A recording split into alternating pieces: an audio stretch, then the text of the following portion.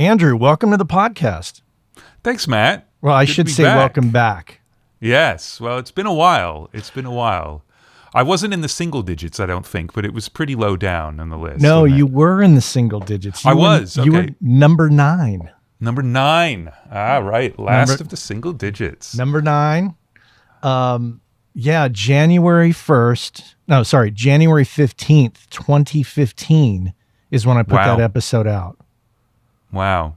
Well, absolutely nothing has happened since then. So nice talking to you. All right. Well, we'll talk later. It's good to see you. Man, I bet a lot's changed.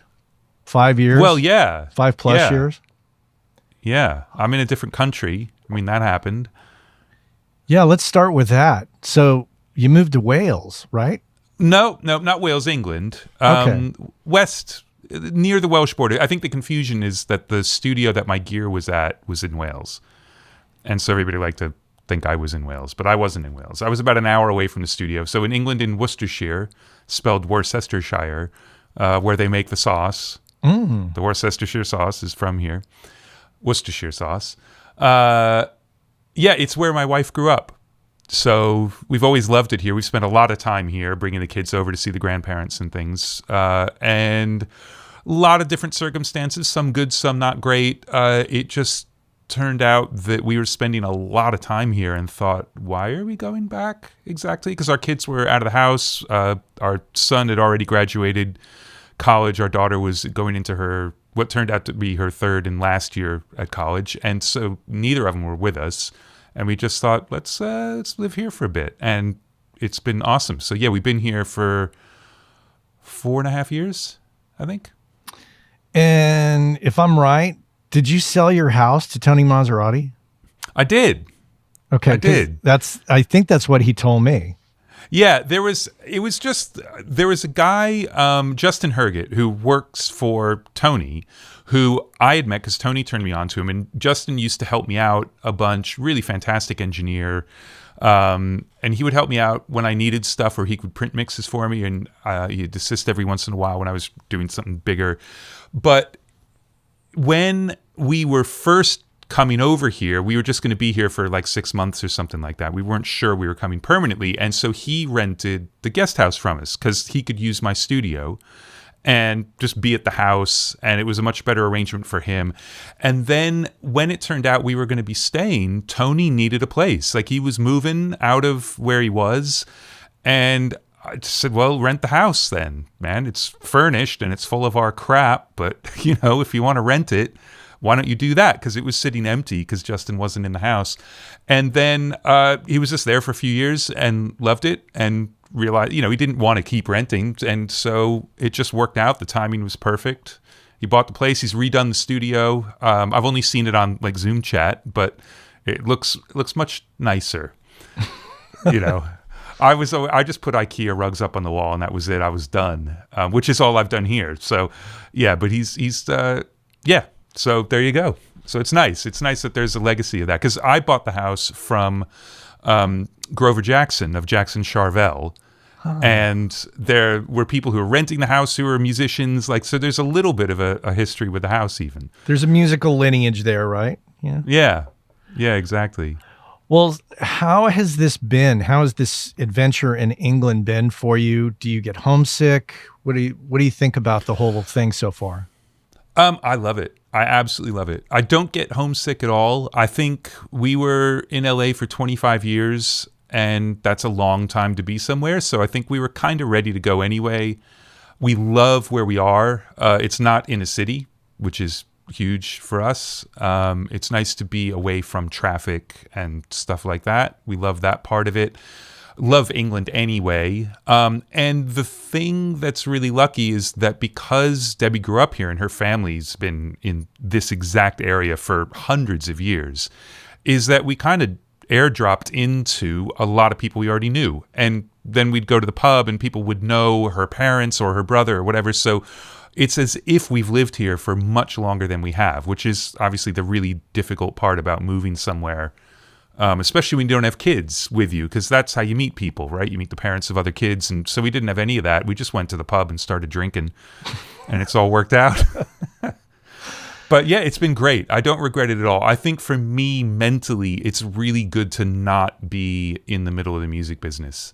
I don't want to hear about the work I'm not getting. I don't want to hear about work I'd like to get and who's doing what. And I just hear about the work that's offered to me, and that's it. And as far as I'm concerned, that's the entire record business, unless I, am talking to somebody who I actually know, instead of constantly being besieged by this album's going on and that album's going on and like, oh, I really wish I could do that. And there's none of that stress for me anymore, which is nice. So that is nice. I love it. Yeah, I mean, why be in the middle of all the chaos and be sweating all the records you're not getting, and instead be in an environment that's peaceful and accommodating to you and your wife? Yeah, I mean, I think a lot of people thrive on it, and I think there is something to be said for being visible. I'm sure there are gigs I wasn't even considered for because I haven't seen people in years. It's like whoever you last saw is the person you think of. So I'm sure there's been a little bit of that, but I'm working enough, and I'd already gone in the box to be able to travel more because we were spending time over here and doing the Mix of the Masters seminars and stuff. So there were no logistics to work out. It was just like, well, where am I going to hook up my speakers? And when I first got here, it was in a caravan up at the farm where my mother-in-law was living still. And that got pretty fucking cold in the winter, but otherwise it was great. And then we got a little rental place, and I still left the speakers up at the farm because we were just down at the end of the lane. So I'd work in headphones at home and then go up and check stuff on speakers. And I don't know, there's something I like about it being kind of that casual and not being so professional in a way. Like I've always kind of liked that DIY vibe thing about it. And this is just the epitome of that. So yeah, it works for me. It doesn't work for everybody. Do you think that there's something to be said for being not inaccessible, but just kind of being, I don't know what the word is. Man, if you think it's like playing hard to get, no, I don't think it's worked in my favor to be kind of out here doing nothing. I mean, I think what's helped is actually staying visible, doing things like this and doing all the videos I do, and now doing that interview series I've been doing since the lockdown started. I think staying visible has actually helped, but what's nice is that I can just pull my head into my shell and disappear. And the real difference for me is that, like, if I go to the pub and I'm hanging out with people, they don't care what I do. And if they find out what I do, they're like, oh, so you don't work. Because these people take down trees all day, or like whatever. They're doing jobs. They're doing working class things. They're doing stuff that their neighbors need them to do because someone's got to do them, because otherwise people die in a way. Like if you have no wood and you've got a back boiler in your wood burning stove that does your hot water, then you'll die. Like you got to have hot water and heat in the winter. So it's good because it just keeps you with a good perspective on what we do for a living. I mean, I love what I do, and I think music is super important to being a human being. Mm-hmm. I'm not in any way kind of downgrading what it is, but we're not saving lives. Like no one ever died because a record didn't come out. People got upset, you know. I mean, Metallica fans get super angry every time a Metallica record comes out. It's just, I mean, that's part of it because music is so important to people. But anyway, I think I've already said everything I need to say. Do you find that you're doing stuff outside of music as a result of being in the environment that you're living? Definitely. I think part of it is being outside of the music industry, so I'm not sort of obsessed by it. But it's also, you're allowed to reinvent yourself. Like my wife and I for years have wanted to do some yoga. Like, and you think, well, LA, there are a million yoga classes. Yeah, but everybody who goes to those classes is already really good. And like they've got all the kit and it's all that. And meanwhile, we found this amazing yoga teacher out here and just started taking yoga. And there's none of this, like things I would be self-conscious about in LA because like I was a certain person there. It's like, oh, well, no, now I'm the middle-aged guy who does yoga. Like, okay, cool. And I'm not like doing it. I should be doing it a lot more than I am. I only do it when we have a class and stuff, but it's been transformative for things like my back. I've always had a really bad back, and it's been great for that. But it's the ability to just say, well, no, I'm the guy who joins an astronomy club because I want to have a telescope. I've always wanted one, and so I got one, and I joined a club and go be a geek. You know, it's been great. I'm definitely doing stuff that I wasn't doing in LA. Yeah, just a completely different environment. And how has that changed your headspace? Have you noticed a significant difference? Like, oh, I used to act or be like this, and now it's like this. I'm definitely happier and more easygoing, I think. Oh, that's Squid, by the way. I'm just pointing out our cat to Squid the Cat. Our audio listeners. Squid the Cat. Mole is here somewhere. Yeah, I think for me, again, being where I'm not constantly thinking about work has been just really, really healthy for me. I think I'm a better person for it. Now, as far as the work is concerned, has that diminished? I don't know. You know what? I don't know because I get the work that I get. I've been really fortunate to do some very cool records while I've been here. I mean, I did the Tenari One record here, did the Green Day record here. But I've also been doing more indie stuff, which is cool. I'm sure that the work has diminished because I'm not in the thick of it and I'm not breaking down doors. And, you know, my manager is not somebody who's constantly in people's faces because I don't want him to be. Like, that's not how I love things to be organic. Like, it's great when somebody wants you to work on their record because then you've already cleared that hurdle, as opposed to having to like get your foot in the door and then muscle your way in, and then there's always like a question about it.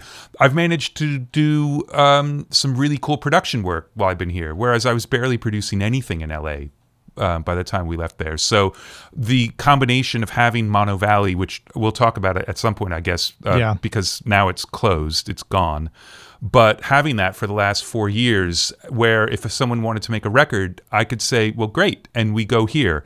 And they would have to book a studio, but it's fully residential and catered for a reasonable amount of money and an amazing studio. And so getting to work with Motorpsycho, which is one of my all-time favorite bands, Norwegian band, I mention them all the time.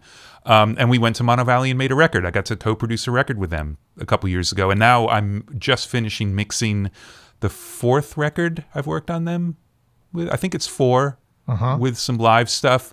So things like that have really opened up. And it's also, just to keep talking because you can't shut me up, there's a very different music scene when you get out of cities that have the music industry in them. They're very much about people just wanting to play. So I've met, and I thought, like, I'm going to be out here and I'm going to just be in a little tiny bubble while I'm working, and then there will be no music industry at all when I leave the house. And it turns out I am surrounded by amazing musicians, like incredible musicians. And then you look at like all the bands that came from around here, like obviously all the Birmingham bands and Black Sabbath and things like that, but Zeppelin around here. I mean, Robert Plant still lives around here. I see him in the pub sometimes. But it's that kind of community where he can go to a pub and people are just like, people play music because they love to play music, and everybody isn't just obsessed with, I'm only doing this so I can make a record and like that will be the gateway to doing the next thing or whatever. There are a lot of people who aren't really that interested in recording. They just have fun. So it's very healthy and interesting. And I'm sure you see that in smaller cities in the States too. It's not peculiar to here. Okay, that was my next question. Isn't that mentality indicative of England in general, that kind of lack of, like, there seems to be there seems to be a percentage of the English population that I have the perception that they are not into self-promotion and, tooting their own horn. They're very humble. But you're saying that you think that exists in the States too. Well, I think so. I think when you get out, look at the music scene in Austin, which obviously now they've got a huge tech industry and things like that, but labels aren't setting up offices there. And there are millions of really good bands, probably because South by Southwest descends on them and then leaves, and then people like the place. So it's partly to do with the music industry being there for 5 days a year and just blitzing the place. But yeah, they're just amazing bands there. And I mean, you could go back to what happened in Seattle in the 90s. And I think that there are more sort of musician band-based scenes when you get away from the industry a little bit. And not that there's anything wrong with the music scene in LA is pretty healthy. There are a ton of great bands that have come out of there. But there are also a lot of bands that I know where we'd be like talking about, man, we should make an EP. Like people I knew had gotten together and started writing and formed a band. And then one of them got a gig to go play with somebody else and they're out of there because that was the point of what they were doing. It wasn't like we're going to be a band and do it, which is just a different mindset. But it's a nice, refreshing mindset when it really is about nothing but playing music with each other with no thought of like what might come next. Tchad Blake was a point of conversation in our last interview. And since he should then, always be a point of conversation, he should be, that guy. I know. Since, I had expressed a desire to you to not only do Mix with the Masters with him, but also interview him. And since that time, I've done both. And consider him, I don't know him incredibly well, but I feel like I know him well enough that I would give him a hug when I see him. And his son, Stan, greets me when he sees me. And yeah, Stan's amazing. Buck's great too, but Buck doesn't travel as much as Stan. And I've never met him, but he has, I can say, I think Tchad, I think of him as a friend. And I want to know if, so he lives somewhat nearby you now, isn't that? Yeah, correct? I mean, nearby in relative terms. It's about an hour and a half to where he is, due west, but that's because the roads are small. Like in LA, it would take you 4 hours, but if there was no traffic, it would take you like half an hour to get as far as he is. In comparing notes with Tchad about his experience moving there and his experience mixing and doing audio there, have you had similar experiences in this, or are you finding that your experience has been far different?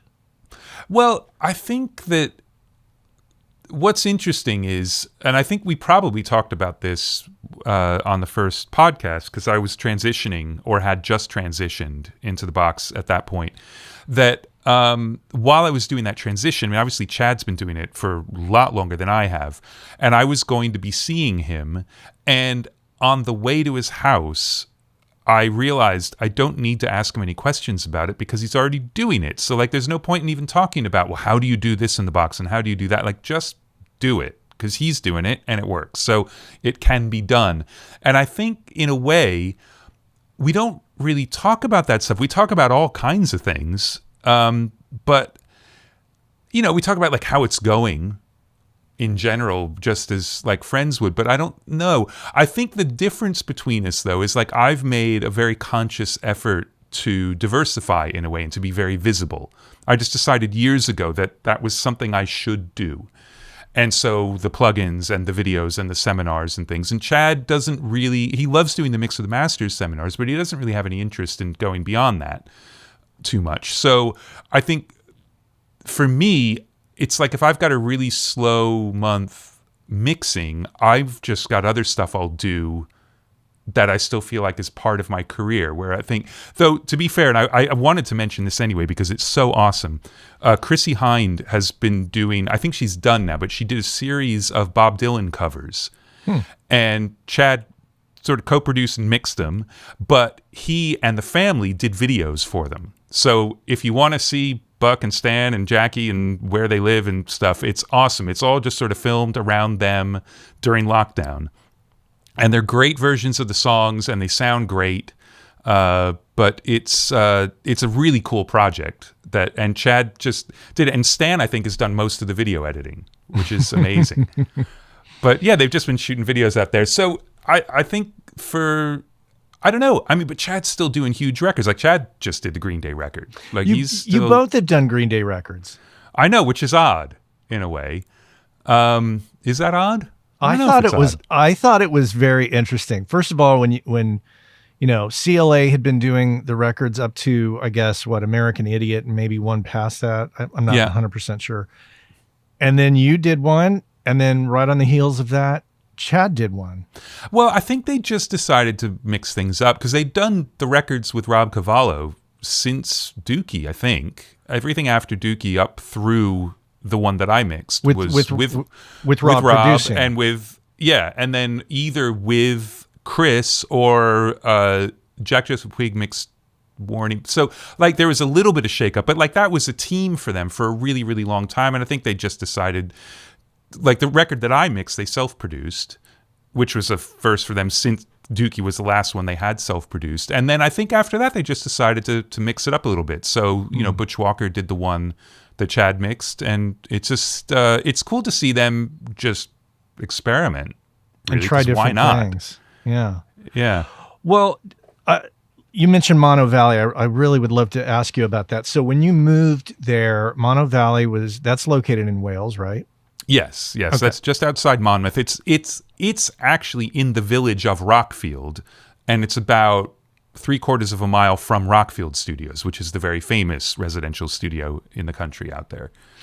And it's kind of semi-well documented that you took all of your gear and installed it in there. Yeah. And it was a working studio beforehand, but they had an SSL that it was, SSLs get old. And that one, it had plasma meters, and those are impossible to keep working now and stuff. So there was enough wrong with that desk that it wasn't really a bad idea to think about replacing it, and that was kind of the impetus. But then I just said, well, I'm just going to bring everything, and it'll supplement what you've got. But things like, I had Q systems that were better sounding than the one they had. So I just blitzed the place with everything. Yeah. So a weird partnership that I don't even know what the hell you call it, but yeah.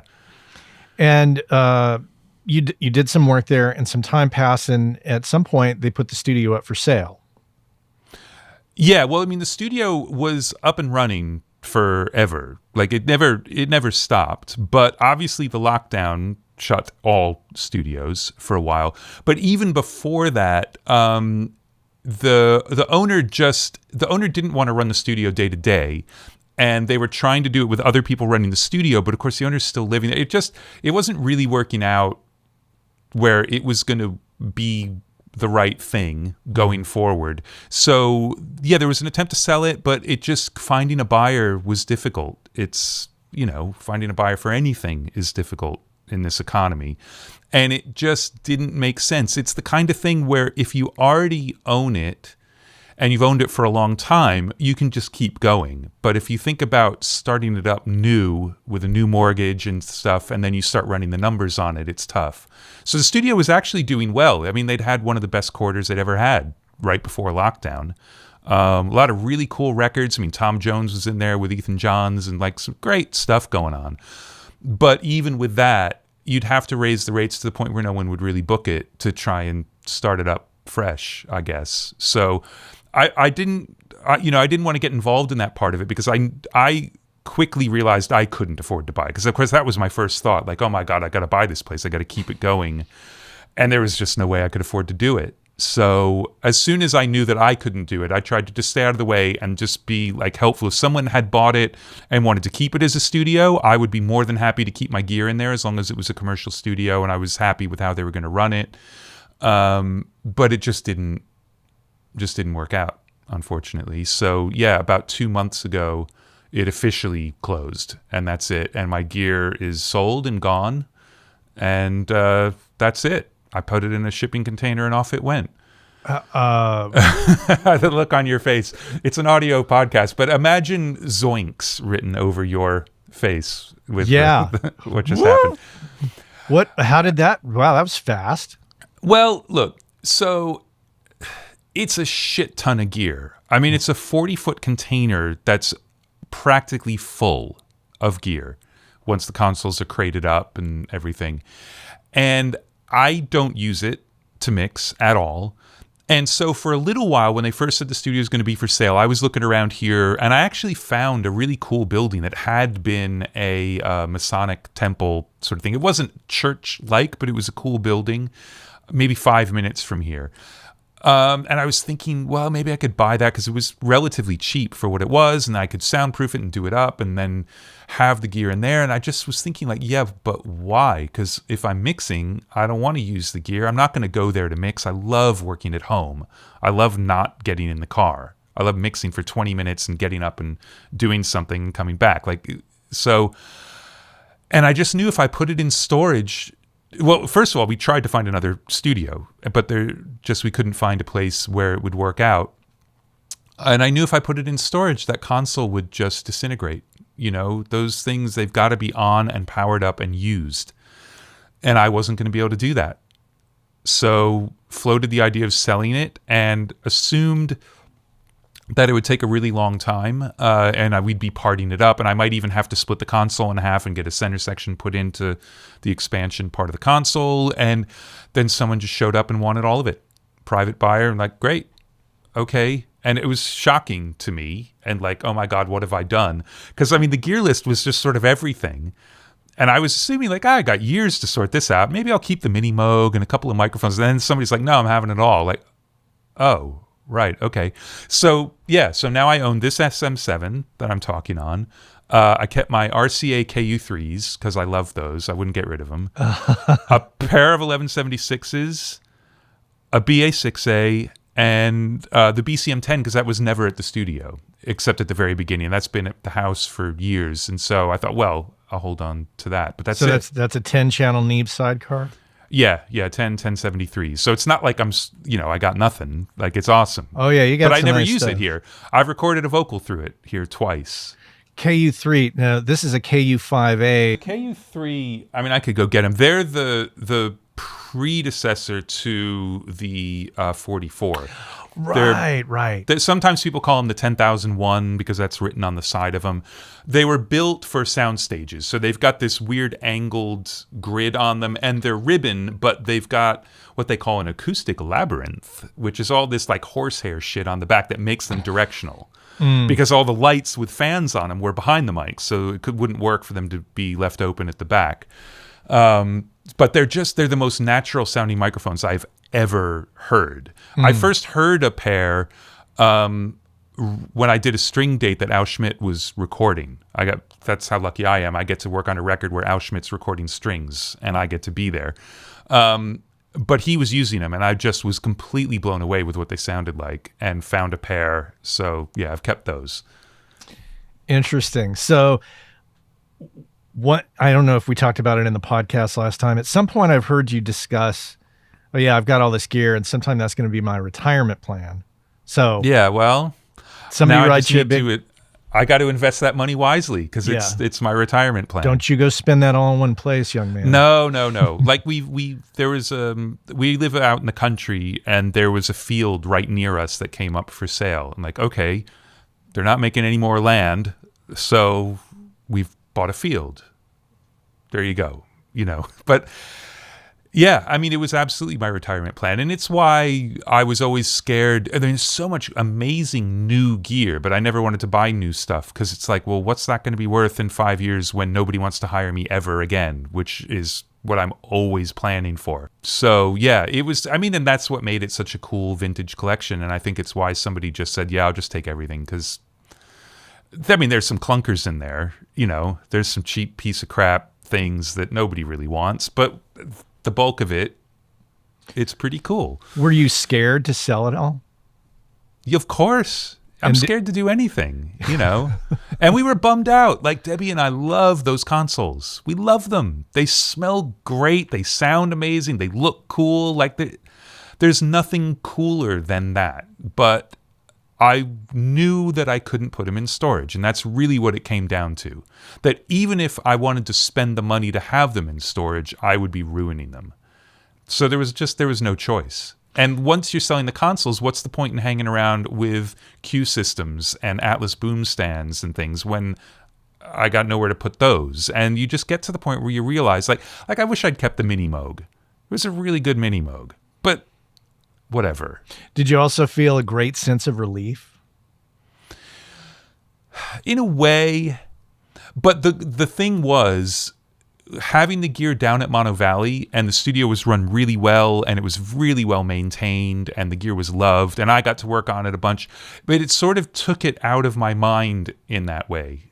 So I wasn't that worried about the gear. But what I realized was that the stress of owning all that gear was going to come right back on me like a ton of bricks if I pulled it out of the studio and wasn't doing something specific with it. So, the idea of trying to pull that thing out of storage in 5 years just really made me realize I have to sell it now. I wasn't really ready, but there you go. Tonequake. Let's talk about that. So, all right. That would be a short conversation. Well, 5 years ago, I was like, dude, you're doing a record label? Okay, well, that's cool. To be fair, the label is now 10 years old.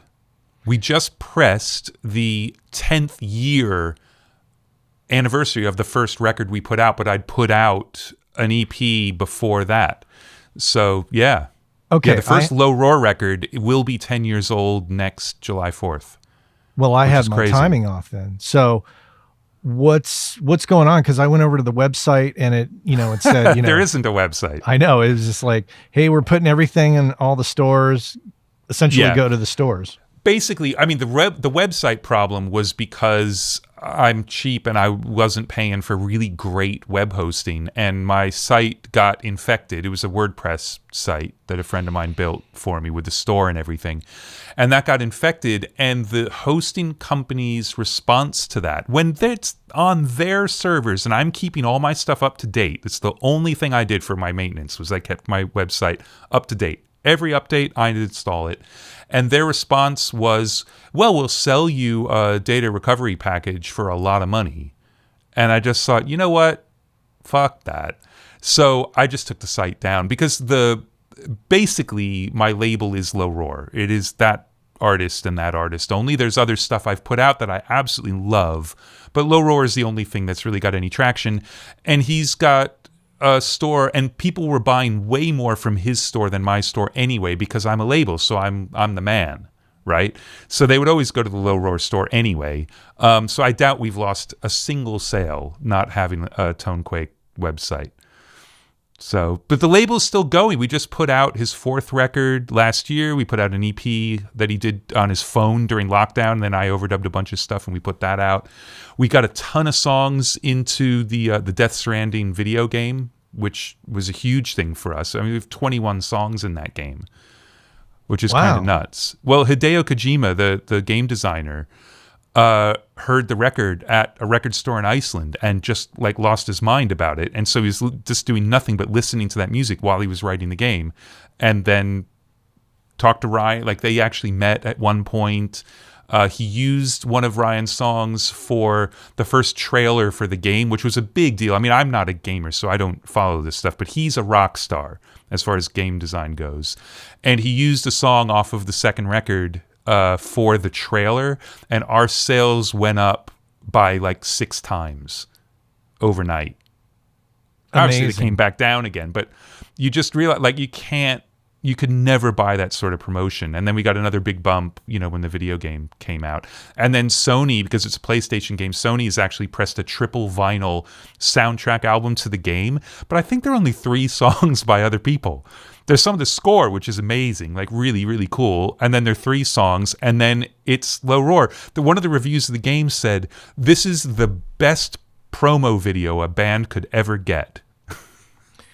Do you ever watch reaction videos on YouTube of people listening to music, maybe hearing it for the first time? No, I haven't actually watched any of those. I have been crazy obsessed with it lately. I don't know why. It brings me a certain amount of joy to see somebody flip out over something that I flipped out over when I like watching an Iron Maiden video for the first time. I'm like, oh yeah, I remember that when I was 11.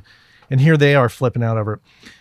a lot of those people that do those reaction videos, a common thing that I'm noticing is they're saying, "Oh, I have heard that song. That's in this video game, or that's used in WWE in this thing."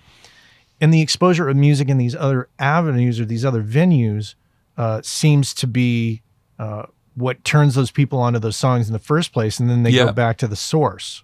Yeah, and sometimes they never even make it back to the source, but you get what you get. So absolutely. I mean, video games are radio now, as far as I'm concerned.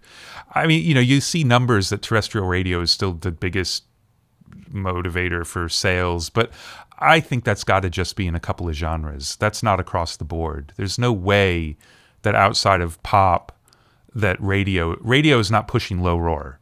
Like that's just, it doesn't happen. So yeah, video games is huge. Absolutely huge. I mean, bigger budgets in movies a lot of times now. So you will continue on the low roar tonequake path. Yeah. I mean, that's the only path. Like whenever there's a project that I'm involved in and they're having trouble finding a place to put it out or whatever, I will always offer my label as a look. I have a distributor and he does physical as well as digital. This guy Skip up at Burnside in Portland, he's amazing. He's such a great guy. He handles hundreds of labels, all indie labels and all stuff that he really likes. And he's just like the biggest low roar fan ever. So dealing with him is amazing. So I can offer, like, it's not like TuneCore. It's like one step up from that. Like Skip's great at shopping things to get into catalogs and on playlists, and like Low Roar, the last record we managed to get Spotify and Apple playlist placements, which is a big deal, especially for a new release from a smaller band. So like that's what I'll offer, and no one's had to take me up on it, but I think what's good about it is it kind of gives them a little bit of leverage when they go back to the other indie label that's offering them a totally shitty deal. Like I've seen deals where the label will not pay for anything. They won't pay for manufacturing. They won't pay for promotion. They won't pay for anything. They won't pay for, they'll pay for distribution in a way, but of course they charge all that back. And they want 60% of the publishing. Like they want to start owning the music, not just like, oh, well, we cut a 70-30 deal on the sales, which like that would be fair.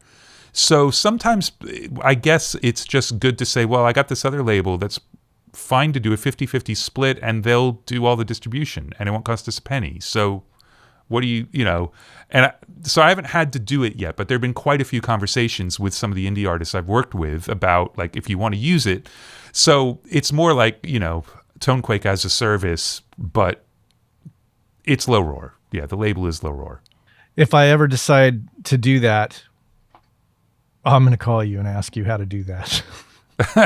Well, the thing is, I do nothing. Like I worked really, really hard at it for the first sort of 4 or 5 years, trying desperately to figure out how to do the promotion with a release. And I've tried it every different way I could think of, and setting up indie tours and, doing all the things I felt I should do.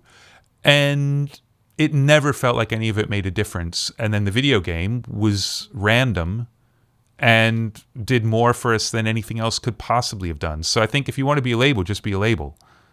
Just start putting stuff out, and now you're a label. Because that video game designer heard that record in a record store in Iceland. Is that correct? Yeah. Yeah, Japanese dude in Iceland listened to a record in a store full of vinyl. There you go. You just got to get it out. Yeah, I mean, in that record store, actually, they were the Icelandic label for Low Roar's second record because they just loved him. And this is when Ryan was living in Iceland. He did the first and second record while he was still living in Iceland. And so they felt like a sense of ownership. So they played the record all the time, which is great. Since I've done this podcast, and I don't know if you've heard any other interviews, but I really have avoided the topic of talking about specific gear and getting into numbers and this and that.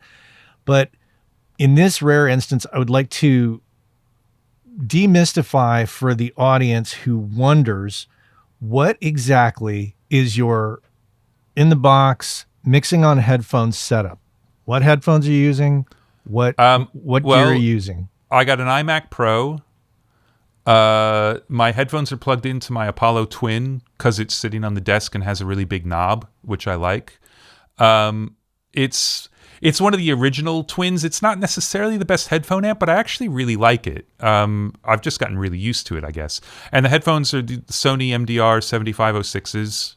Still. I've owned them for absolutely ever. So I know them. And when they wear out, you get them off Amazon the next day for $200. So like they're still made and they still sound exactly the same as they used to sound. That's it. I mean, that's all I've got. And it's just whatever you get used to. Like I got Loopback because when I'm doing these interviews, it lets you patch audio between programs on the Mac. So it makes it really easy to get the right audio into the stream and blah, blah, blah. So I got that. And then I realized like, oh, hey, that's a way I could actually run Pro Tools like to anything without having to change the playback engine. I can keep it on the UAD Apollo thing, but I can have it come out of the iMac speakers. And like that might be fun. And so this last record, I just mixed a record where I actually spent a few days on the iMac speakers because it was like, well, if I'm like, we'll talk about this in a bit. We should talk about Soundflow in a bit, this amazing scripting program for Pro Tools that I've been deep in the rabbit hole. Thank God there's been a lockdown. But like while coding, I'm finally, like every other person on the planet, I'm allowed to listen to music while I do something that's considered work. Like, that's incredible, because, of course, we can't because we're working on music. So we never get to just listen to music while we do something else. And so rather than turn on my speakers, and I don't want to wear headphones, I've been listening to Spotify or whatever through the iMac speakers and realizing that a lot of stuff sounds bad.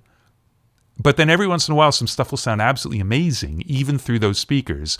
And it just occurred to me, like, well, what if I start mixing this record on headphones, which is what I usually do anyway. And then instead of when I think I'm ready to like crank it on the speakers and see what's going on, I put it on the iMac speakers for a couple of days and try and make it all sound great there. And like when I first put it through there, everything sounded dark and muffled and really fucking weird. And I'm doing a save as, so who cares? Not on a deadline. And so I tweaked the mixes on those speakers, and then when I got them back in headphones and put them on the Tannoys, it was like, this sounds fucking great, because it was so hard to make it sound good on those speakers. So it's like the Auratone thing, but like times 1,000. And it was really interesting. I like a moderate level, like not too quiet, not too loud, and crappy speakers, and it was great. And the Tannoys you mentioned, those are those concentric gold Tannoys? It's the ones before the golds, the SRM 10Bs. Okay. But yeah, I mean, still, and I love those speakers, but I don't use them a whole lot. Just, I got neighbors, I got to close the windows when I use them. It's, so yeah, like once a project, definitely I'm using them. But then I've been on the road mixing stuff sometimes where I don't have any speakers, and I'm not going to wait till I get home. Like, I got to send it out, so I send it out, and it's all fine. But yeah, I mean, I love listening to the Tannoys. But in terms of work, there's an argument to be made for shitty speakers. As long as you can find something that sounds good on those speakers that's like been commercially released, like if you put on Back in Black, that will sound very punchy on any speaker. So maybe you should be trying to make your stuff sound as good as that on the shitty speakers. I don't know. It was an interesting thing. I don't know I'm going to keep doing it, but it worked out really well in this instance. But mixing in these Sony headphones has been working for quite some time, I think. Yeah. I mean, since probably just before we spoke last time was when I was on them a lot. Because obviously when I'm in my studio at home with the Neve and the speakers, it would never occur to me really to work on headphones. Why would I? But when I'm traveling, it's all I've got. And then when we moved here, I had speakers, but it was a pain in the ass and it was really cold. And I didn't want to be freezing all day. So I all right, I'm going to work on this to a point, and then I'll go see what's up on the speakers. And like with anything, the more you do it, the better you get at it, to the point where now the speakers is more just for fun sometimes. Like I'll put it on the speakers and there's nothing to change. Yeah. Did you mix My Brightest Diamond, 1,000,001 in headphones? Yes. And that record once this is when the speakers were set up in my mother-in-law's house. After she had died, I moved them into the house because it wasn't quite as cold. Uh-huh. And just in like the living room, it didn't sound great in there. But I remember taking that record up once, and that was one where I hit play up there and was like, holy shit, this sounds really good. I don't think I changed anything. And after about an hour and a half, I just went back to the headphones. There's a song on there I think it's called Champagne. It's the fourth song on the album. Audience, you've got to hear this. I'm going to put a link in the show notes to it because I heard this record and I was like, oh my God. And then I found out you mixed it. And that's when I was, head explodes, brain matters everywhere. I love that record. I do. And there are very few records that I would say that I've mixed that I think really sound great. That record sounds great. And I don't know, I mean, obviously the tracking is great. The arrangements are impeccable. Her voice is ridiculous. So you're starting off from a really good place. I mean, having Earl Harvin playing drums along with that programming is just incredible. But I think part of that record was that Shara had kind of made the record 3 times in a way. She'd done it on her own with Earl, because that's the way she makes her records, and with a couple other collaborators like Joel Shearer, some other people played on things. Then she decided she wanted to work with a producer, so she worked with a producer, then she brought it back. So every session sort of had these 3 layers of things. So I didn't have any rough mixes to work on. I didn't have necessarily even finished arrangements. She just said, look, I'm lost. We'd worked together before. Just do something. And it freed me up in a way that's really difficult to be freed up in, where you can do anything you want, but you also have a relationship with the artist already, but not to the point where you're trying to deliver what they want. Because like her records are very eclectic. So, and this is by far the danciest thing she's done on a lot of the songs. So there's absolutely no guidepost for it. And I just decided really early on that I wanted everything that was going to be loud to be ridiculously loud. Everything that was going to be punchy to be way too punchy.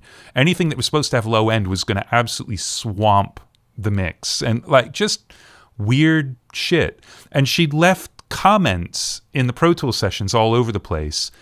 And like one of them on A Million and One, or no, A Million Pearls is the name of the song.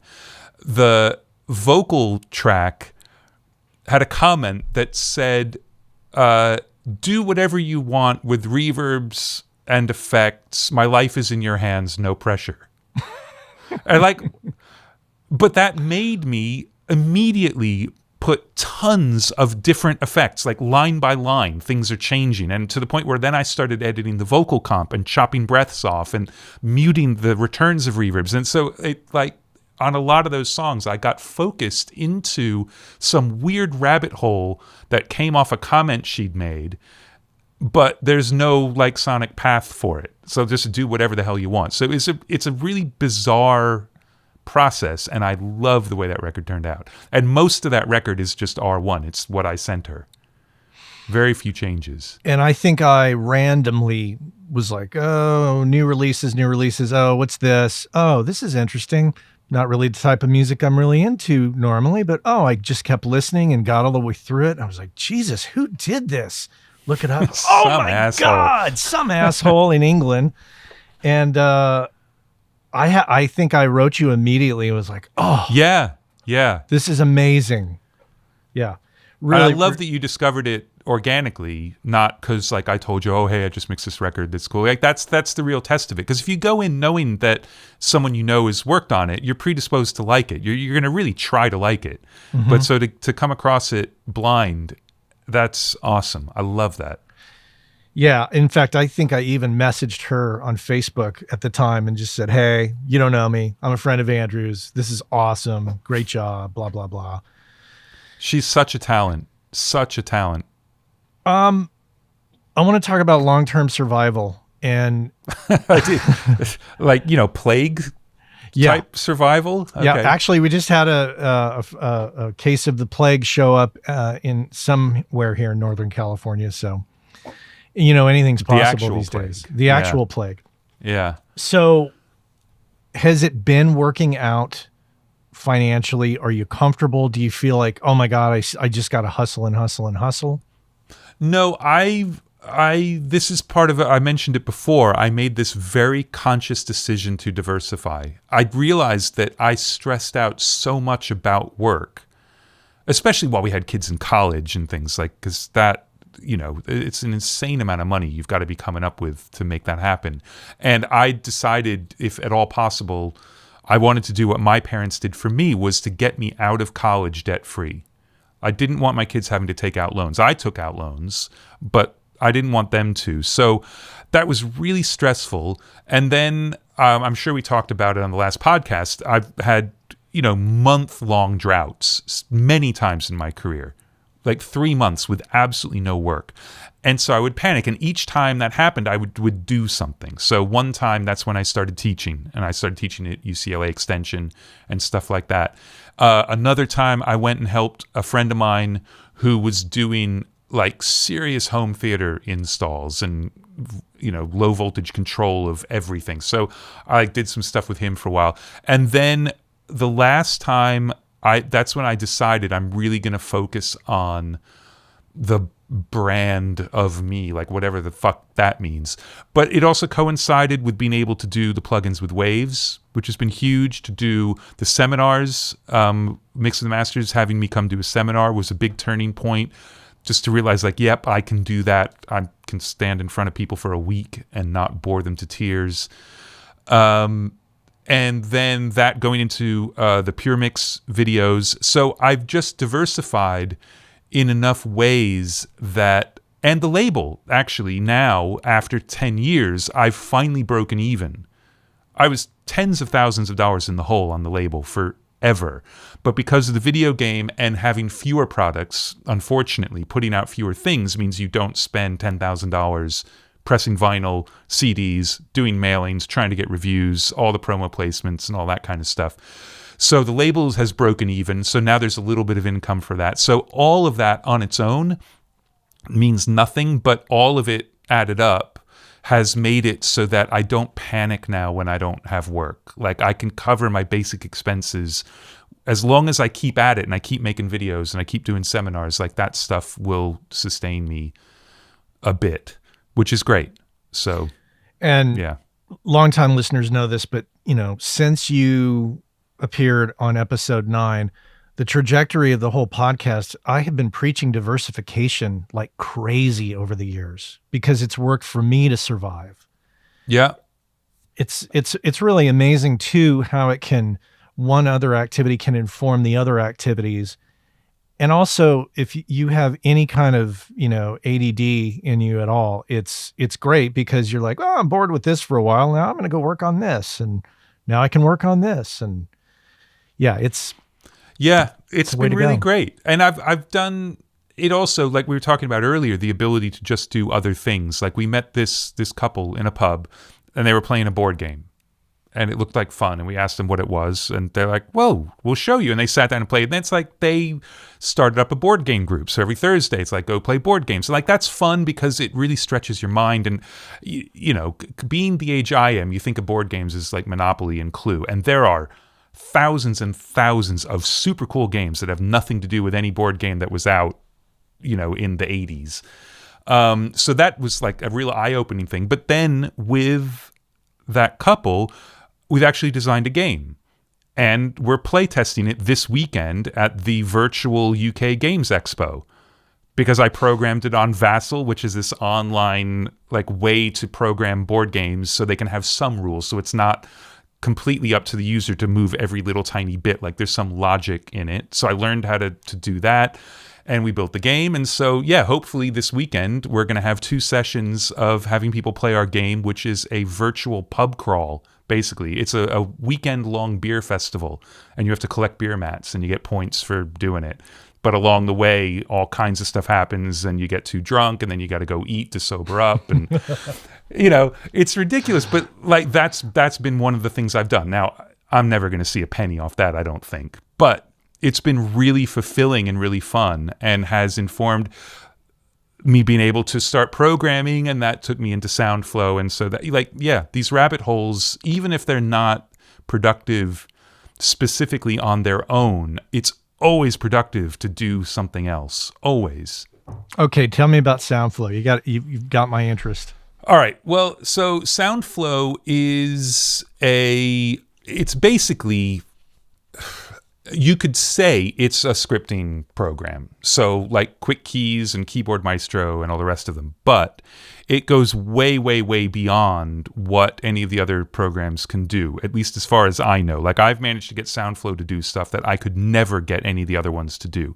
So it has two kind of ways you can program it. One is like a drag and drop macro thing. So there's hundreds and maybe 1,000 sort of built-in actions that know how to control Pro Tools. So like you want to solo a track, you want to assign a plugin to a certain insert slot on a track. You can drag and drop macros and sort of build up this workflow, and you just fill in what the variables would be. But then if you really want to be a geek, you can convert that to a script or start a script from scratch, and you're actually program in JavaScript. And Christian, the guy who's developed all this, has just developed hundreds of little tiny code modules that can talk to Pro Tools. So simple things like I always print to a track that's at the very bottom of my session. And I'm printing through it. So I'm in input while I'm working on a mix, but on that track is a rough mix or the previous version of the mix. And so I want to refer to it. And the way to do it is I just switch input on that track. So for years, I've had to scroll to the bottom of the session and hit input. Soundflow lets me swap the input state of that track without the track being on the screen. And I don't know of any other program that can do that. I'm sure someone's going to say, oh, you can do that in this other thing. Like, okay, fine. Maybe you can find one example of stuff you can do. But like I have written a ton of scripts and some really complex stuff. Like I don't bounce mixes like hands-on anymore. When I'm ready to print the next version of a mix, I don't even have to set it up. I just hit a button on my Stream Deck, which is, just a controller with a bunch of buttons on it. Hit a button on the Stream Deck, it increments the playlist number, it selects the region, it bounces the mix, it exports a 44.116, copies it to Dropbox. Done. So you just keep building these things up and up and up. And because it's a full-fledged programming language as well, you can do actual error handling. Because if you're doing macros, if something goes wrong, the macro just like, well, okay, I couldn't do that. But I can actually recover from things. If a dialogue comes up, if it's ever come up before, I've seen it, and now I've written code to say, well, if at this point in the process this dialogue comes up, dismiss it in this way. So now I can actually do unattended things. And simple things like and another cool thing is users can publish scripts that they've written, and anybody can get them. So when you first get this program, there are definitely thousands of pre-made scripts that people have put together to do stuff. So like I just published 2 scripts that go together, and all they do is help you use Melodyne in Pro Tools, because using Melodyne in Pro Tools is great once you've loaded the audio in, but it sucks when you've got 23 tracks of background vocals that all need to get loaded in. And you put it off and you put it off, and like, I don't want to do it because it's going to suck. It's going to take me an hour and a half. So I've written a script that for all selected tracks moves your plugins to open up slot 1, inserts Melodyne, hits the transfer button, goes to the next track, does the same thing, gets all of those Melodynes instantiated with the transfer button active, and then does that hack where when you commit a track and it goes faster than real time while the transfer thing is active, it actually loads the audio faster than real time. So it does that, but then it gets rid of the committed tracks and all the committed audio, so you haven't just messed up your audio files folder and made it twice as big, and then it reopens the first Melodyne ready to tune. And it takes no time at all. Like, it's insane. To the point where I could go out and get a cup of coffee, but I actually enjoy watching it do it. It's so much fun watching plugins get dragged around and then everything bounced. And then when you're done tuning, you just select the tracks again, hit a button, and it commits all of them and hides the originals, which is, I mean, that you can kind of do in one swoop now with Pro Tools, but it just, there's nothing like hitting a button and having something happen. And what's the learning curve on this thing? It depends. I mean, part of it depends on how much of a geek you are. But if you just want to program some macros, like if there are repetitive things that you do and you don't want to do them anymore, you want to hit a button and have them done for you, that's actually really quick, because generally you'll find built-in functions that will do the pieces of the puzzle.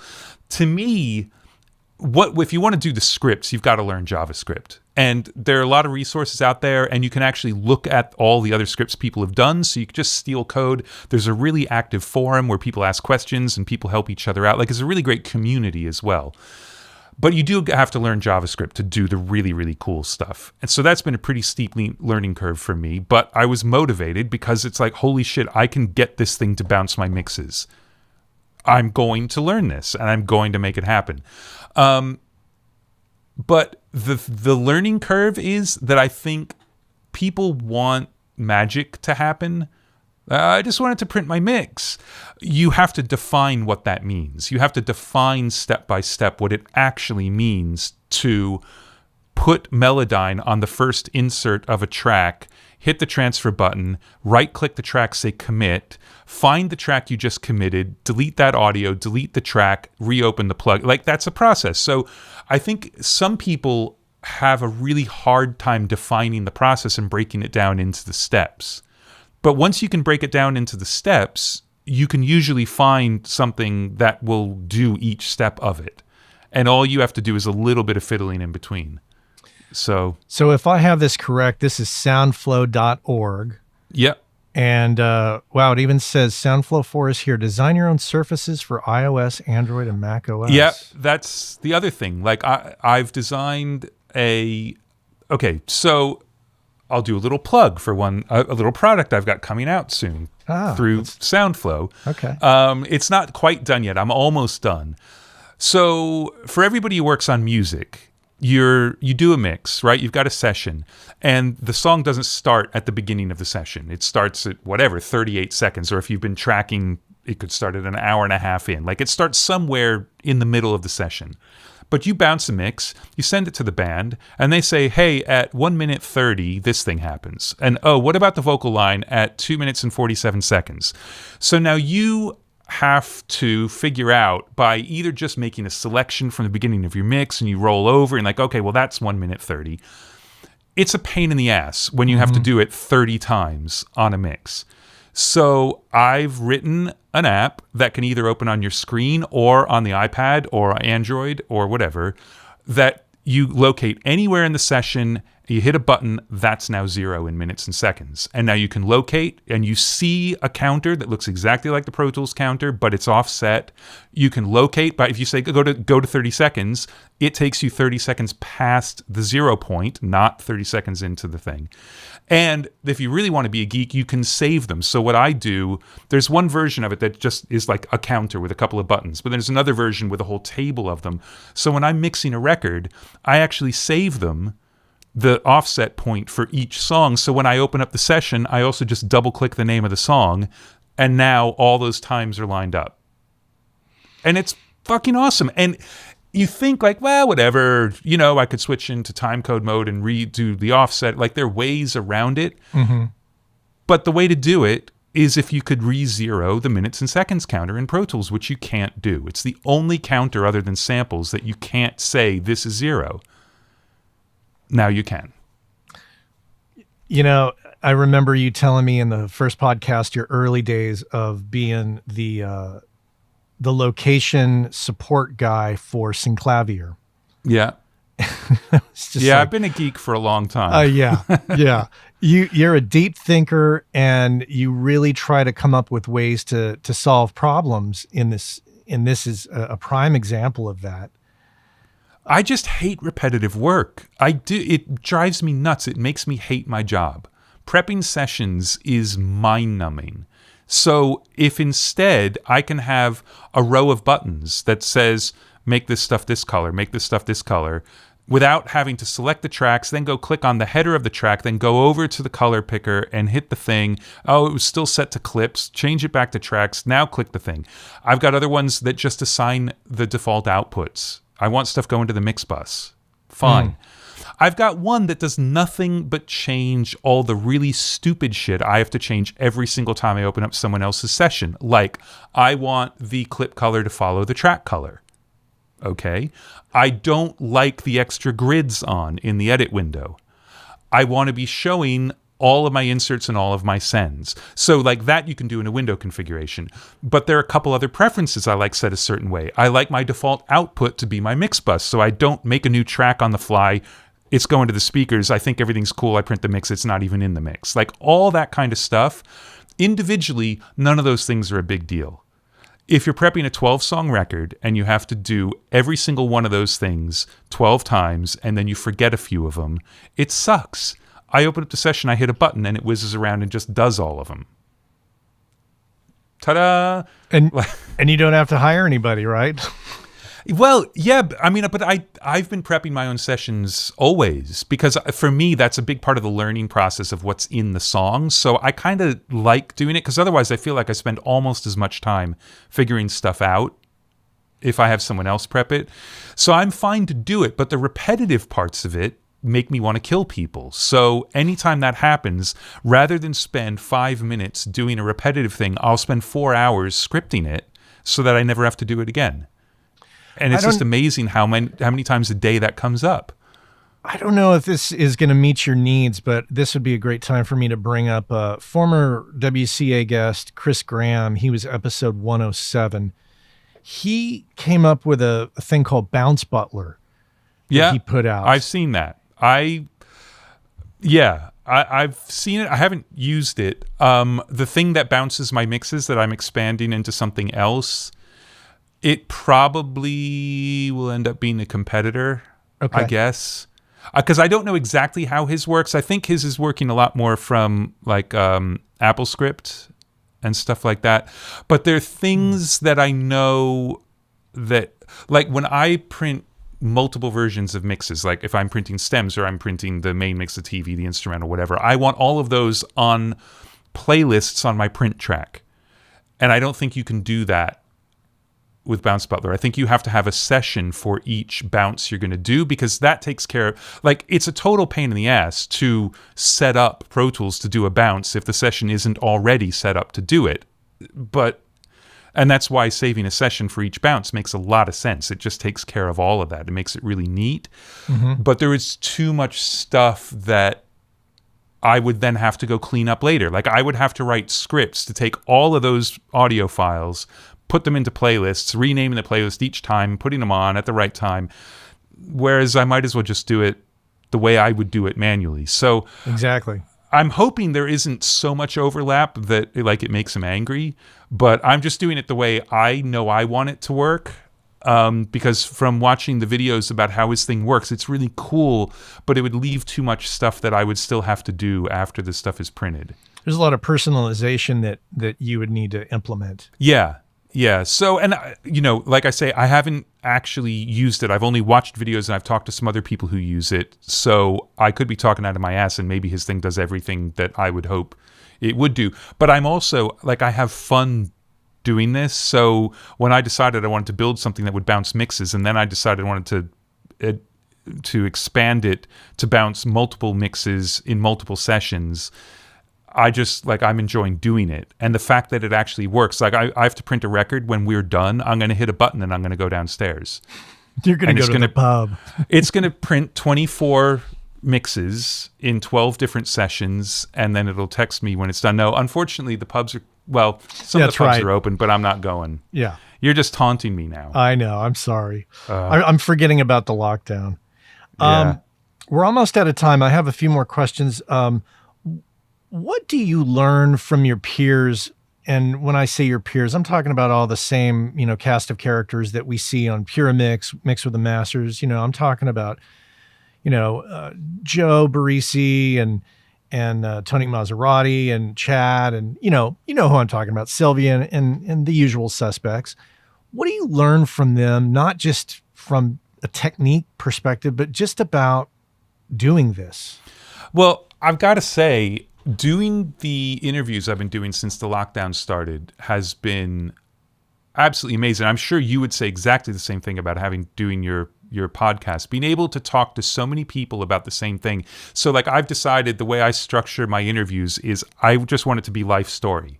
If someone wants to talk about what compressor they used on a particular record, well, that's up to them. But I'm just saying, what was it like to work with Led Zeppelin? You know, like I'm the dumb idiot. But fortunately, I think there's a little bit to me also doing what they do. The same way with you, you can intelligently interview people. And so I'll sort of lead it through it. But it's fascinating to get to just the way people think, not only about making records, because that's fascinating too, because everybody sees it really, really differently, but to just broaden it out and see their approach to being themselves, like who they are as a person and like how they got into it, not like in the anecdotal way. It's hard to explain really, but it's like you get this incredibly broad insight into what record making means to different people. And it's totally different to different people. Some people feel as though they're saving the planet. Some people are doing it because they hate the way other people do it. So, I mean, and it's not this cut and dried, but you know, like the differences are extraordinary. Whereas when you talk about like, oh, how'd you do the drums on that? Like, yeah, everybody does different stuff, but it's all the same thing. Right. It's just different versions, and it can be super inspiring and super cool. I mean, especially someone like Sylvia talking about, you know, recording through potatoes. We talked about that for a good 5-10 minutes straight, and about was she doing it on both conductors of the speaker cable? Because I assumed it would only be on one. She's doing bipolar potatoes, which I had no idea. And does she ever mix pickles and potatoes on each? No, I don't think so. No, but she was also, you should, if you haven't seen it, you should check it out, because it's, she goes into the different types of cheese. So she is so unique. Like that is just Sylvia. Absolutely incredible. But I think what's been great for me is to get a sense of the people. Like Jimmy Douglas this week was just incredible. I mean, that guy's done so much, but if you don't talk to him for a long time, you don't necessarily connect the dots. And I think that's what I've loved about it. So what I've been learning in these interviews is just how amazing they are as people and the way they apply that to the making of the records. You know, before those interviews, I mean, obviously I watch videos all the time of what people are doing, just trying to get a sense of what they do. Like, I think for me, I've finally given up on like stopping the video when someone's got something on the screen so I can say, oh, how are they using that? Because it never works for me. It never does. I've tried to steal everything from Tchad and none of it works for me. It all sounds like total ass. So, because he just hears differently. But I've always trying to like, well, okay, how are they listening? Why are they thinking of doing anything at all at this point? And trying to get inside of how they listen. And that's what I've, for the last probably 10 years, what I've really been focusing on, I think. Yeah. You know, I've taken a very similar approach with Working Class Audio over the years, and I will never forget being at Mix with the Masters with Tchad, and they had, you know, the big TVs up so everybody could sit back on the couches and watch. And every time he pulled the plug-in up and then would pull it down, everybody would go, oh, can you put that back up? And he would turn around and go, guys, doesn't really matter. It's not going to work for you. It's not, you know, it works for me and it works for this mix, but it's not necessarily going to be a preset that is going to work for everybody. And I just was like, yep. Yeah. I'm kind of, you know, and I know that you do the Pure Mix thing and there's a ton of great information out there, but personally, I'm kind of over it all. I kind of hit a wall with it, and I'm just at a point where I'm thinking I'm more, you know, aside from this podcast, I'm more interested in the people, their thinking, their mindset, why they make those decisions, the journey they've taken, what can I learn from that? And then when it comes to, you know, making records, I'm like, screw this, I'm doing my own thing. I still love it with, like, I'd say the series that Pure Mix has been doing lately, they do these start to finish series. So it's not someone talking about what they did. They're actually documenting people from pre-production through in the Greg Wells video's case, the mastering stage. And that's been great because you really do see, again, how people are thinking and why they're building stuff the way they are. And it's fun when it's a song you like to kind of see the elements of it. Like that's always cool. But yeah, what I'm hoping is by continuing to do those videos, what I feel like is when people have seen enough of them, they get to the point where you're at, where they realize that the specifics don't matter at all. So I spend a lot of time in those videos trying to explain why I'm doing what I'm doing, not what I'm doing. Because that's, I think the thing that's very difficult for people to learn and is the most important thing to learn is how to listen and how to work while you're listening. What's important when you hear it, not to be a magpie and get distracted by everything that's shiny, but to be distracted enough by things that are not shiny enough to know you got to go deal with it and how to deal with it. So I think that part of the process is still good for people to see because hopefully they'll learn a bit of that. But it does take them not just writing down the parameters and hoping that that's all they need to know. And it's difficult because things we take for granted because we've been doing it for years are really alien and difficult for people who are just starting out. Just listening to a kick drum and having any idea about what it should do in the song. Like, what? I shit you not. I talked to probably, there was this one week, I talked to 2 or 3 people, and it was like Groundhog Day having the same conversation.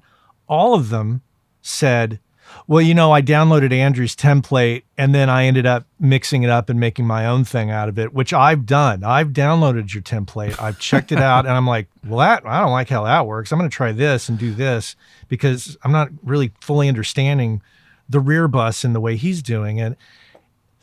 Like literally 3 people in the same week telling me the same exact thing, downloading your template. That's funny. I think, though, there is some value in it, though, still, as a teaching tool, only because, like, if you tell somebody who doesn't really know what they're doing yet and they want to learn, look, just set up a stereo send post fader at 0 on every track in the mix, and that makes a copy of your mix. Like, first, you've already lost them. And then say, send that to a multi-Monnnow compressor so that they're unlinked, and then blend that back in. We don't even think about that. We just do that. That's easy. That's not easy if you don't understand routing, if you don't really know how the DAW you're working in works, or if you're working in something like Ableton where the kind of signal flow is hidden a little bit on purpose to not let you get bogged down in it. But then if you want to do something traditional, it can be difficult. I think that in a way, there's still some use for it, but yeah, the questions about like, what's your favorite compressor for this? It's like, those are all unanswerable questions, And every time I've seen you at NAMM or AES, I'm walking by, there's a huge crowd, and there's the inevitable one person going, what's the best compressor for kick drum in this particular situation? And as I'm walking by, I'm like, I know how he's going to answer this. And you're like, depends. I don't know. Yeah. I mean, to be honest, I think that probably, and I'm just making this up on the fly here, but probably the best thing anyone who wants to learn anything about doing this could do is to only use the stock plugins of whatever DAW they're using and to only use like a third of them. And just because that's one of Tchad's things. I don't know if he threw out the challenge at your seminar, but he said he's always saying, look, I'll mix using one EQ plugin, one compressor plugin, and one distortion plugin. And you guys can even pick which ones they are. I don't even care. But that's all I'm going to use. Multiple instances of them, but I'm using 3 plugins. And no one ever takes him up on it because they want to see him do, the crazy shit. But like that guy with an EQ3, a Sans amp, and I don't even know what compressor, it doesn't even matter, the Dyne 3 that comes with Pro Tools, he would still make it sound better than I can. It would still be gigantic and awesome and the best thing ever. And that's what's important. And I think that maybe it's the proliferation of tools and the ease with which people can get them. Because I'm sure, I'm fortunate. I make enough money doing things that I don't even look for cracks. Like, I don't know where you'd even look these days. But, Yeah, you I have know, no clue. 25 years ago, there were things that I would use for a bit, and I was always conscious of it and tried to buy, because I had worked for a manufacturer and seen what happened when things didn't go well for that. So I was always aware of it. But like, you do that and you start off, but the problem is you're starting off and you just start hoarding, and you've got 1,500 compressor plugins. How could you ever learn about compression if you've got 1,500 compressors? The point is to get one and learn the shit out of that. Then when you open up the second one, it's like, whoa, there's a knob that wasn't on my first one. What does that do? And you actually have a knowledge base, and you can learn what release time does when you've been working with an LA2A. Like, start there. Start with an LA2A. It's got one knob that affects the compression. You know, your comment about crack plugins and trying to hoard and get stuff for free, I think it hit home for me in 1999 when I ran into Colin McDowell at an AES show. And Colin and I went to high school together in southern New Mexico. Oh, right. And when I saw him there and I was like, hey, what are you doing here? And he said, well, I've come up with this company, McDSP. That's when I was like, when you do that, you're affecting people like Colin who are trying to run a company and employ people. And that's when I was like, screw that. I'm not doing that crack plugin thing. And it's real easy because, you know, you'd be an idiot not to have a really good looking website. Like, you can't look like a one-man operation in your basement. But that's what a lot of these plugin companies are. They're one dude, one girl sitting at home coding. And if it wasn't for Juice, which is a platform for building plugins, a lot of them wouldn't even be able to do it because they don't have the resources to do the DSP programming from scratch on their own. So yeah, when you crack, it's taking it literally out of their pockets. I mean, look, even the bigger companies, though, like, people could say, well, yeah, okay, well, what about Waves? Well, what about Waves? When Pace was cracked back in the day, they lost 70% of their revenue overnight, which translated into them firing 70% of their employees a couple of months later. Yeah. So if you think it's like, everyone says it's victimless crime, like it's just copying software, there's no, it ain't victimless. So try not to do it. Yeah. I mean, I do contract work for Universal Audio, and I see who they employ, the level of people they employ, and there's some super smart people over there doing stuff. And I'm like, this affects people's lives when you do that in ways that you don't realize, because you're like, oh, that's just a big corporation. Yeah, but big corporations, unless they're really big, are just a few people. They're not that big. I know. It's a misperception, I think, that some of these companies are just massive and can absorb the loss. Yeah, they can't. They can look. Anyway, yeah, there's nobody getting like fabulously wealthy in the audio software industry, I don't think. Yeah. I mean, even Avid, when stuff goes south, they have to fire people. Yeah.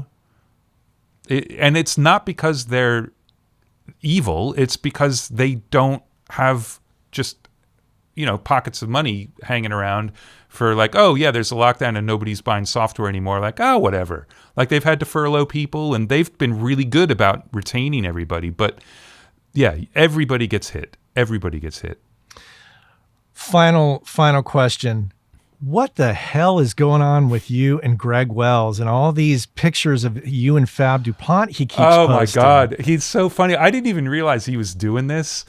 So I don't know when these things are going to come out, but at NAMM this year, so the last thing I did before I locked myself in my house, I did a ton of interviews, but we decided to do them kind of like between two ferns sort of thing.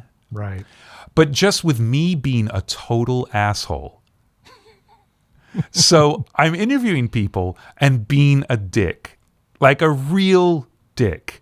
And the only one that we even started editing, because Pure Mix, they're so busy. They've got so much going on. It's just insane how much content they put out. Plus, they've got the plugin company. Plus, it's amazing what they do. We've got all of these interviews, but the only one that got put together so anybody could even see it was Greg's. They just decided, like, we'll do that one first. And it's really funny. Like, it's not even done, and it's really funny. But we can't just put one out. But Greg is losing his mind because he wants that one released. So, like, you know, we know it's got to happen, but like, it's an editor needs to spend a month editing these things so we can put them out, because some of them are really, really long. Yeah. Like, I talked to Erica from UA about the meteorite that destroyed the dinosaurs for a long time. Like, for an uncomfortably long time, because I happen on my phone to have this amazing article from, I think it's from The Atlantic or maybe from The New Yorker, about there was someone who discovered something that proved like this was the way it happened. So there's this 2-page description of the Armageddon on the planet when this thing hit the planet. And I basically read it to Erica, who was not enjoying me reading that, but we're talking about dinosaurs. There was another one I did with Chris Mara, who's such a nice guy, and I'd never met him before. Like, we've emailed a few times, but I've never actually met him. And his wife was there, and I was such a dick, and she didn't know that that's what this was. She didn't know that it was a farce, and she hated me. They got out of there and like, okay, we'll see you later, guys. You know, thanks for doing this. It was really nice to meet you. And apparently when they got out of the room, she's like, what is wrong with that guy? Like, she was so mad because I was so mean to her husband. Like, really, really mean. But so it's a joke. And they will come out at some point, and I'm looking forward to them coming out. But Greg is just losing his mind wanting them to come out right now because his is really good. So he's targeting you and Fab in these posts, like, on Instagram. Yeah, it was just like, what is going on? Yeah, and everyone just says release the interview, but that's what it is. It's the video interview of me being a total asshole to people. Wow. Okay. So now I understand. And now the audience will understand. Yeah, which is why I'm glad I've got these other Monday interviews to kind of offset that, because I was a little worried, like, well, but if people don't know, they'll think I'm actually like that. But now, fortunately, with the other interviews, you know, hopefully people don't think I'm that much of a dick. Well, this has been great. I'm glad we could catch up and you could explain a few things like this interview situation. And it's great to have you back. Well, thanks for having me, man. Congratulations on 300. I don't know how the hell you do it. I'm on like number 17 and it's already like, how do I keep going? And it's a lot of work. It's a lot of work. And you're always really well researched and up on things. You've had some amazing guests, so just a huge shout out to you for keeping this going that long. Well, thank you. Yeah, you've got to listen to Chad's interview. It's I feel, what number was he? You seem to remember everybody's number. 200. I think he was 200. 200. Okay, no, then I thought he did. No, okay, I haven't heard it. I will absolutely listen to it. Yeah, number 200. So yeah, he was, not only was he just fantastic and he's just such a sweet human being, but what cracked me up is, you know, everybody sends me their audio. Chad sent me whatever dynamic mic he was on, but of course he had to send me the Neumann Head recording of it as well. So I'm glad you didn't tell me that at the beginning, because I would have been scrambling to try and do something as cool as that, because that's not going to happen. And I blended it in a little bit to the interview. You can't even tell, but I just sat and listened to the Neumann Head of his voice for a period of time going, wow, wonder if should I just put this out? It was hilarious. Well, look, if people only take away one thing from today's thing, it's to go watch the Blake family videos for the Chrissie Hynde Bob Dylan covers. And if they take away two things, go check out Soundflow. But those videos are amazing. It's so much fun. And it's great to see them just doing their thing out in the country in Wales. Well, I'm going to have to go check that out now. So, well, I'm going to let you go so we can all go do our things in our little lockdown world. And really great to see you. Thank you so much for coming back. It's always a pleasure talking to you. I always learn something new. Thanks, Matt. It was great. Okay, take care.